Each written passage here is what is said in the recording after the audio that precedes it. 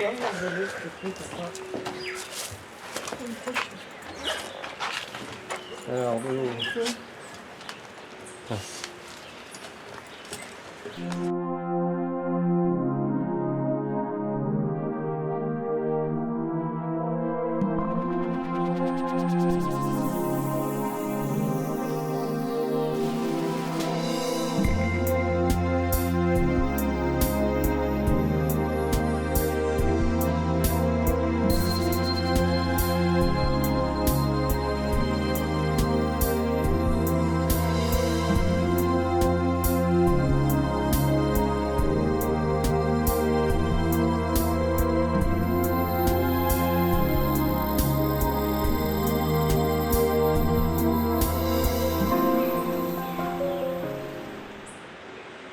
À partir du quartier de Saint-Robert, sur les hauteurs de Baillif, un sentier permet de découvrir un des hauts lieux de l'art précolombien de la Guadeloupe.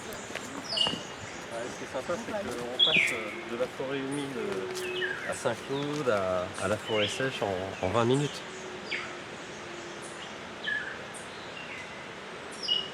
Ça fait un peu penser à la forêt du Marie-Galante. Ouais, Ah ouais. la forêt sèche. Ouais. C'est vrai que Ce chemin, fait de marches en pierre et en bois, traverse une forêt sèche, caractéristique de la côte sous le vent, et descend jusqu'à la rivière du Plessis.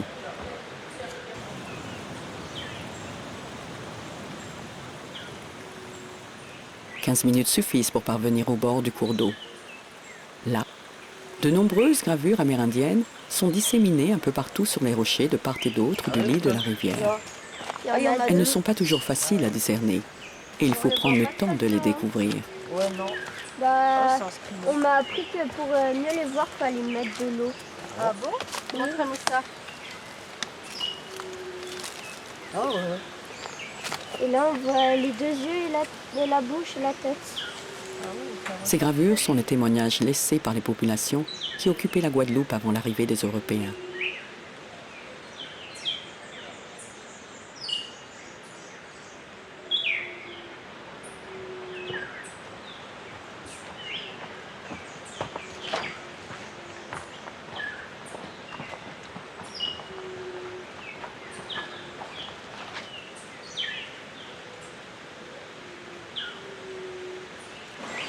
Non loin de là, se trouve la cascade Kalinago, une jolie chute d'eau qui se jette dans un large bassin et qui contribue au charme des lieux.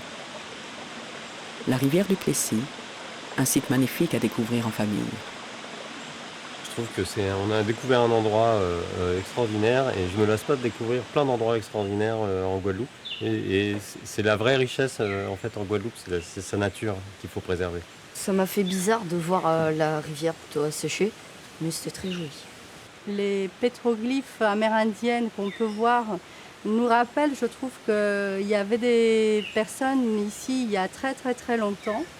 Et donc, ça m'a beaucoup rapproché en fait de l'histoire de la Guadeloupe, je dirais. Et je pense qu'il faut être curieux aussi parce que il y a des lieux vraiment extraordinaires à côté de chez nous. Donc, il faut vraiment faire des recherches et trouver des balades comme celle d'aujourd'hui, qui ne sont pas très longues finalement, qui nous font découvrir un lieu très sympathique et qui nous font justement faire une activité physique tout en profitant de la beauté des lieux. Même s'il fait un peu chaud en Côte-sous-le-Vent, c'est sec. On a la chance d'habiter en Guadeloupe et du coup, il faut préserver sa nature. Voici quelques conseils pour profiter sans danger de votre randonnée. Renseignez-vous sur l'état de votre parcours et partez tôt le matin. Surveillez la météo. Portez de bonnes chaussures. Ne marchez pas le ventre vide et emportez de l'eau. Prenez un sac pour ramener vos déchets. Ne surestimez pas vos forces. Bonne balade! La pratique régulière d'une activité physique est bénéfique pour la prévention et l'évolution de certaines maladies. Les parcours sportifs de santé sécurisés, installés dans chaque commune de la Guadeloupe, sont faciles, gratuits et proches de chez vous. Toutes les informations sur le site www.mangerbouger.fr.